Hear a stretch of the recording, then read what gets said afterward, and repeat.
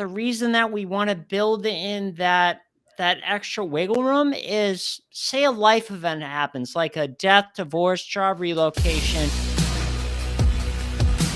If you were to just give a high level overview of how you are now acquiring these properties, right? Like building the equity in these properties and then offloading them. What's a kind of a process? Well, there are a number of different creative options. So I'm not going to go over all of those right now. Just like you said, Pierce, in the interest of time, I'm just going to give you a high level 10,000 foot view. Say on a particular deal that we buy a property through a rent to own agreement, or in other words, a lease purchase. We'll buy it on a lease purchase. I'll throw out 5 years. So we'll buy it on a 5-year lease purchase, meaning that it's basically a delayed cash sale to the seller. So typically the homes that we deal with are homes that have had trouble selling on the open market for whatever reason.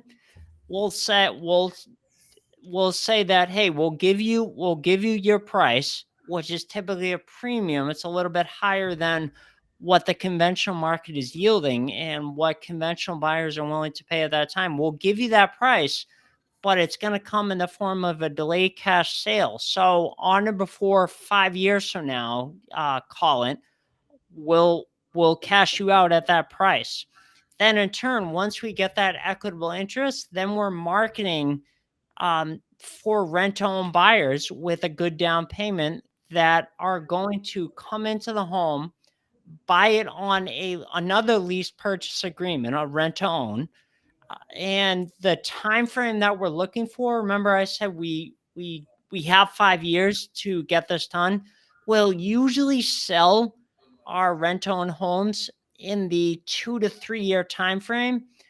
And very often, buyers are able to cash out before 24 months. However, the reason that we want to build in that extra wiggle room is, say a life event happens, like a death, divorce, job relocation, and they have to leave the property and they can't fulfill their obligation to buy it. Then that gives us plenty of time to get back in the property, clean it up, of course, and then find another rent-to-own buyer and put them in there, because there's enough term, 2 to 3 years, to get them done.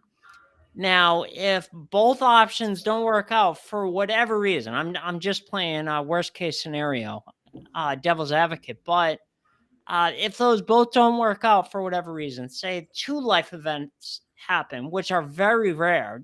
It's probably, I'd say 10% of the time, someone has a life event that none of us can foresee and control. Then we can get the property back, put it on the open market with a realtor, and sell conventionally, and still get done before the 5-year mark.